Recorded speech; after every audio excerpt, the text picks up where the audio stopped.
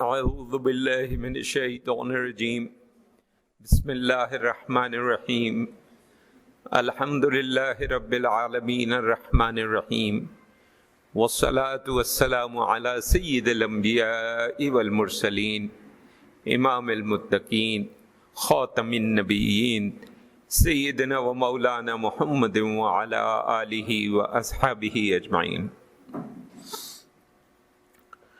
قرآن مجید میں سورہ البقرہ میں پچھلی نشست میں ہم نے مؤمنین کی خصوصیات اور کفار کی خصوصیات پر گفتگو کی تھی۔ اب ہمارے پاس جو آیات آ رہی ہیں وہ منافقین کی خصوصیات پر ہیں، اور ایک آپ بات دیکھیے کہ مومنین کے لیے جو آیات ہیں وہ صرف 3 ہیں، کفار کے لیے 2 ہیں، اور منافقین کے لیے آیت 8 سے لے کر 20 تک۔ تو منافقین کے لیے ظاہر ہے کہ اور جگہوں پہ بھی تذکرے آتے رہیں گے، لیکن منافقین کے لیے اس جگہ پہ مومنین اور کفار سے زیادہ آیات موجود ہیں۔ پہلے ترجمہ دیکھ لیتے ہیں، اس کے بعد کچھ مختصر سی گفتگو، کیونکہ ان آیات کا ترجمہ اتنا سیدھا ہے کہ اس میں کوئی بہت زیادہ بحث مباحثے کی حاجت نہیں ہے، لیکن مختصر سی پھر ہم بات کریں گے۔ تو منافقین کے بارے میں اللہ تبارک و تعالی نے فرمایا کہ بعض لوگ ایسے ہیں جو کہتے ہیں کہ ہم اللہ پر اور روز آخرت پر ایمان لائے، حالانکہ وہ مومن نہیں ہے۔ وہ اللہ کو اور ایمان والوں کو دھوکہ دیتے ہیں، اور وہ اپنے سوا کسی کو دھوکہ نہیں دیتے۔ ظاہر اللہ کو تو دھوکہ نہیں دیا جا سکتا، تو اگر کوئی سمجھتا ہے کہ ہم نے دھوکہ دے دیا، استغفر اللہ، اس نے اصلاً اپنے آپ کو خود کو دھوکہ دیا۔ لیکن انہیں شعور نہیں ہے، ان کے دلوں میں بیماری ہے، اللہ نے ان کی بیماری میں اضافہ کر دیا ہے، اور ان کے لیے دردناک عذاب ہے، اس وجہ سے کہ وہ جھوٹ بولتے ہیں۔ اور جب ان سے کہا جاتا ہے کہ زمین میں فساد نہ کرو تو وہ کہتے ہیں کہ ہم تو اصلاح کرنے والے ہیں۔ سن لو، یہی لوگ فساد کرنے والے ہیں، مگر انہیں شعور نہیں ہے۔ اور جب ان سے کہا جاتا ہے کہ ایمان لاؤ جیسے اور لوگ ایمان لائے ہیں، تو وہ کہتے ہیں کہ کیا ہم بھی ایمان لائیں جیسے بے وقوف ایمان لائے ہیں۔ استغفر اللہ۔ سن لو کہ یہی لوگ بے وقوف ہیں، مگر انہیں علم نہیں ہے۔ اور جب یہ ایمان والوں سے ملتے ہیں تو کہتے ہیں کہ ہم ایمان لائے، اور جب اپنے شیطانوں کے پاس جاتے ہیں تو کہتے ہیں کہ ہم تمہارے ساتھ ہیں، ہم تو محض مذاق کر رہے تھے۔ اللہ ان کے ساتھ انہی کے طریقے پہ معاملہ فرماتا ہے۔ اس پہ تھوڑی سی گفتگو ہم کریں گے، اور انہیں ان کی سرکشی میں ڈھیل دیتا ہے کہ وہ بھٹکتے پھرتے ہیں۔ یہی وہ لوگ ہیں جنہوں نے ہدایت کے بدلے گمراہی خرید لی ہے، سو ان کی تجارت نفع بخش نہ ہوئی، اور نہ ہی وہ ہدایت پانے والے۔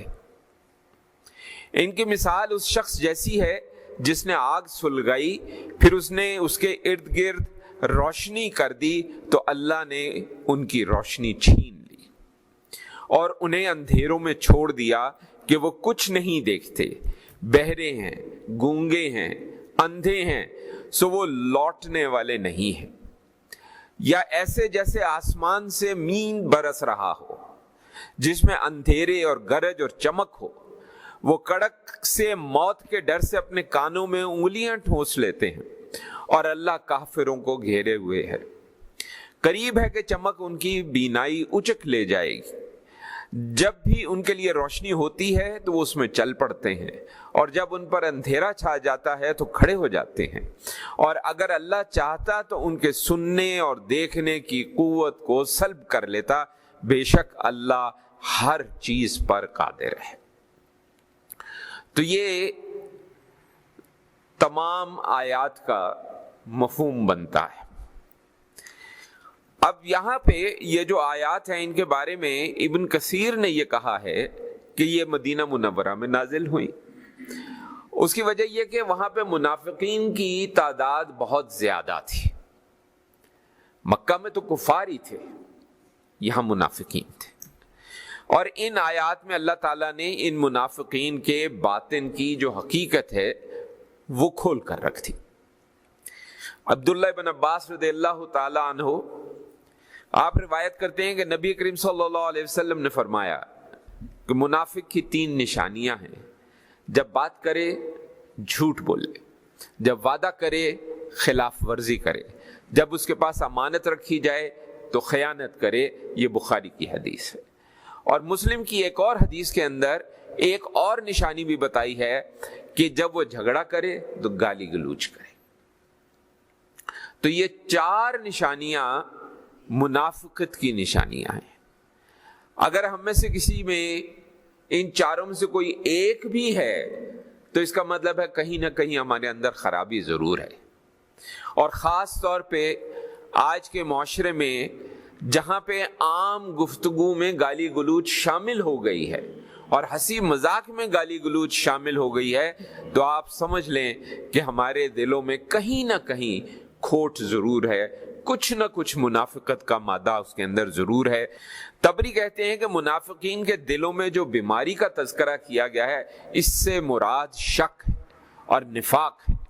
اللہ ان کی اس بیماری میں اضافہ فرما دیتا ہے کیونکہ وہ حق کو قبول کرنے سے انکار کرتے ہیں۔ بغوی کہتے ہیں کہ منافقین کا یہ دعویٰ کہ وہ اصلاح کرنے والے ہیں اصل میں ان کی جہالت کی دلیل ہے۔ اور قرطبی لکھتے ہیں کہ منافقین کا ایمان والوں سے مل کر ایمان کا دعویٰ کرنا اور شیطانوں کے پاس جا کر ان سے اپنی وابستگی کا اظہار کرنا ان کی دوغلی پالیسی جو ہے اس کو ظاہر کرتا ہے۔ اور طبری کہتے ہیں کہ اللہ کا منافقین سے وہ جو معاملہ، ہم نے کہا اپنے ہی انہی کے انداز میں معاملہ اللہ کرتا ہے، تو وہ در حقیقت ان کو ان کے حال پر چھوڑ دینا ہے، جس کی وجہ سے وہ اپنی سرکشی میں اور بھی زیادہ بڑھ جاتے ہیں۔ اور رازی نے یہاں پہ مزید جو بات کہی ہے وہ یہ کہی ہے کہ منافقین کی مثال میں جہاں آگ کا تذکرہ ہوا اور اندھیرے کا تذکرہ ہوا تو آگ سے مراد اصل میں اسلام کی روشنی ہے، جس میں سے وہ وقتی طور پہ فائدہ اٹھا لیتے ہیں۔ آخر کار اللہ ان کی روشنی جو ہے اس کو سلب کر لیتا ہے۔ اور شوکانی کہتے ہیں کہ جو بارش کی مثال ہے اس میں ظلمت جو ہے اس سے مراد کفر ہے، اور جو رعد ہے اس سے مراد دھمکانا ہے۔ اسلام کی روشن دلائل ہیں یہ سب، جن سے منافقین وقتی طور پہ فائدہ اٹھا لیتے ہیں لیکن حقیقتاً ایمان نہیں لاتے ہیں۔ یہاں پہ یہ جو بات اکثر کہی جاتی ہے کہ اگر اللہ نے ان کے دلوں پہ مہر لگا دی ہے تو اس کو سمجھ لیں کہ اللہ نے جو مہر لگائی ہے وہ ان کے عمل کی وجہ سے لگائی ہے، ان کے اصرار کی وجہ سے لگائی ہے۔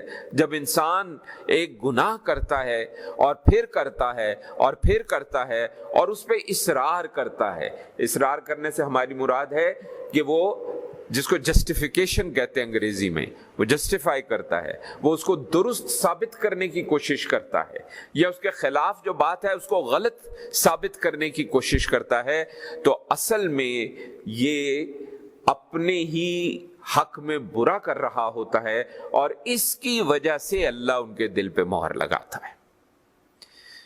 تو گناہ یا غلطی کو، کوتاہی کو یہ ہم کہتے ہیں کہ کسی کے سامنے تسلیم نہ کریں، لیکن ہم یہ بھی کہتے ہیں کہ اپنے دل میں تو تسلیم کریں کہ ہم نے یہ جو کیا ہے یہ غلط ہے، ہم نے جو کیا ہے یہ گناہ ہے، اور دوسرے کے آگے اپنا گناہ تسلیم نہ کریں لیکن اس گناہ کے حق میں دلائل بھی نہ دیں اور اس گناہ کے حق میں کسی قسم کی کوئی تعویل بھی نہ گھڑیں۔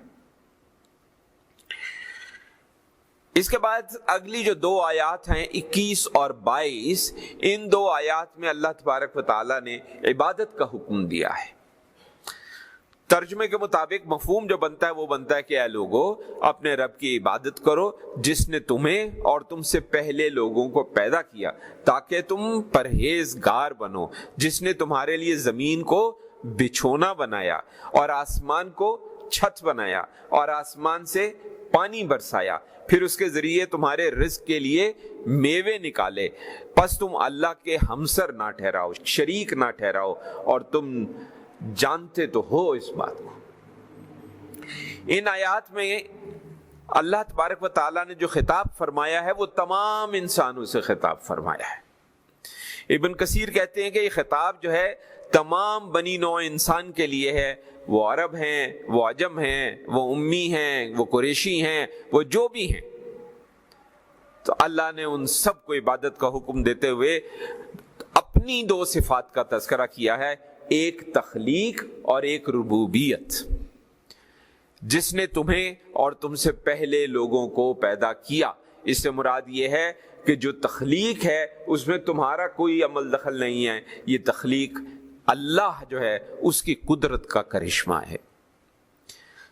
اگر اولاد ہوتی ہے تو اگر یہ کہا جائے کہ جی یہ شاید والدین کے ملاپ کی وجہ سے، اور اس حوالے سے کہا جائے کہ جی یہ تخلیق ہوئی ہے اور ان دو لوگوں نے مل کر ایک بچہ تخلیق کیا ہے، تو یہ تعویل غلط ہے۔ اگر اللہ نہ چاہے تو ایسا کبھی بھی نہ ہو۔ ہمارے قریب ایسی بہت سی ایسی ہمیں مثالیں مل جاتی ہیں، کسی قسم کا کوئی مسئلہ نہیں ہوتا، اس کے باوجود اولاد نہیں ہوتی۔ تبری کہتے ہیں کہ اس میں جہاں اللہ نے اس آیت میں لعلکم تتقون کہا ہے تو اس کا مطلب یہی ہے کہ تم تقوی اختیار کرو اور اللہ کی نافرمانی سے بچو، اور جو عبادت ہے وہ اصل میں تقوی کی بنیاد بنتی ہے۔ پھر دوسری آیت میں اللہ نے جو اپنی نعمتوں کا ذکر کیا، اس میں زمین کو فرش بنایا، آسمان کو چھت بنایا، پانی نازل فرمایا، اور پھر اس پانی سے مختلف پھل اور رزق پیدا کیا۔ بغوی کہتے ہیں کہ یہ زمین کو فراش یا فرش اس لیے کہا گیا ہے کہ تمہارے لیے بچھونا ہے، تم اس پر چلتے پھرتے ہو۔ قرطبی کہتے ہیں کہ پانی کا نزول اور اس سے رزق کا پیدا ہونا یہ اللہ کی قدرت کی عظیم نشانیوں میں سے ایک نشانی ہے، اور یہ نعمتیں اللہ کی وحدانیت کی دلیل ہے۔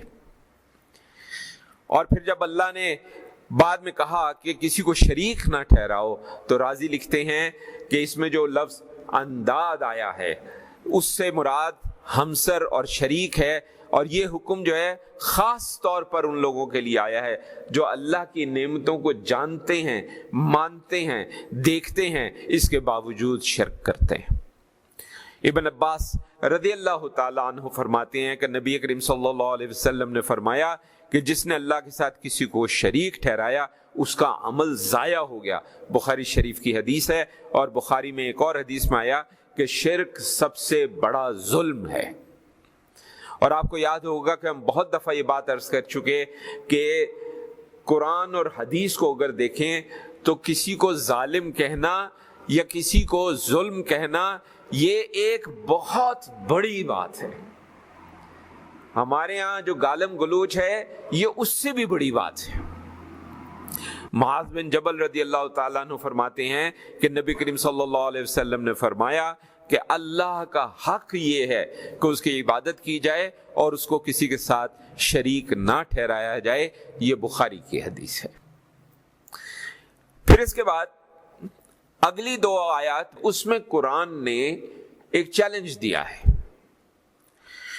مفہوم ہے کہ اگر تمہیں اس میں کچھ شک ہے جو ہم نے اپنے بندے پر نازل کیا ہے تو تم اس جیسی ایک صورت بنا لو، اور اللہ کے سوا اپنے سب حمایتوں کو بلا لو اگر تم سچے ہو۔ پھر تم اگر نہ بنا سکو، اور پھر اللہ کہتا ہے اور تم ہرگز نہیں بنا سکو گے، تو اس آگ سے ڈرو جس کا ایندھن آدمی اور پتھر ہیں اور وہ کافروں کے لیے تیار کی گئی ہے۔ ان دو آیات میں قرآن مجید کے مقام اور اس کا اعجاز اور اس کے اللہ کا کلام ہونا، اس کے لیے واضح چیلنج دیا گیا ہے۔ اللہ کافروں کو اور شرک کرنے والوں کو اس میں خطاب فرما رہا ہے کہ اگر تم قرآن کے بارے میں کوئی شک کرتے ہو تو اس جیسی صورت بنا لو۔ اس زمانے میں عربوں میں بڑے بڑے فصیح، بڑے بڑے بلیغ، بڑا بڑا کمال لکھنے والے، بڑا بڑا کمال بولنے والے موجود تھے، اور ان میں سے کوئی بھی صورت نہیں بنا سکا۔ چند ایک لوگوں نے کوشش کی۔ ہمیں سیرت النبی صلی اللہ علیہ وسلم کی کتابوں میں ایک دو ایسے کلام ملتے ہیں جو کسی نے لکھا کہ دیکھو جی یہ میں نے بنایا ہے، اور اس نے جو بنایا تھا اس کو سن کے کفار بھی ہنستے تھے، کیونکہ قرآن میں اللہ نے کہہ دیا کہ تم نہیں بنا سکو گے، تو بس پھر نہیں بنا سکو گے۔ اور اگر کوئی بنا کے سامنے لاتا ہے، اگر صحیح علم جاننے والا، صحیح بات کو دیکھنے والا اگر اس کو دیکھے گا تو وہ ہنسے گا۔ جیسے آج کل اکثر ہمارے جو بڑے شعراء ہیں، مثلا اقبال کے کئی اشعار بھیجے جاتے ہیں جو اقبال کے پشتوں کو بھی نہیں پتا ہوگا کہ اس نے لکھے ہیں۔ کیسے پہچانا جاتا ہے؟ اسلوب بیان، اس شعر میں جو مصرے ہیں ان مصروں میں کتنا وزن ہے، کتنا وہ آپس میں ایک دوسرے کے ساتھ ان کا ربط ہے، یہ چیز بتا دیتی ہے کہ اقبال تو یہ کہہ ہی نہیں سکتا جو مرضی ہو جائے۔ اسی طرح رومی پہ، اسی طرح جامی پہ پوری نظمیں لگی ہوئی ہیں کہ جی جامی نے لکھی ہیں، کوئی ثبوت نہیں ہے کہ جامی نے لکھی۔ لیکن اگر کوئی زبان کو سمجھتا ہے اور جس سے وہ بات منسوب کی گئی ہے اس کے انداز کو سمجھتا ہے تو دیکھ کے بتا دے گا کہ یہ اس کا لکھا ہوا نہیں ہے۔ ابن کثیر کہتے ہیں کہ یہ جو چیلنج ہے بہت واضح ہے، بہت دو ٹوک ہے۔ عرب جو ہیں اپنی تمام فصاحت اور بلاغت، اس پہ ان کو بڑا ناز تھا، بلکہ اس میں بلکہ اگلی نشست میں یاد رہا تو معلقات کی بات کریں گے انشاءاللہ، تو وہ بہت زبردست قسم کا ایک قصہ ہے جو ہمیں سیرت النبی میں ملتا ہے صلی اللہ علیہ وسلم۔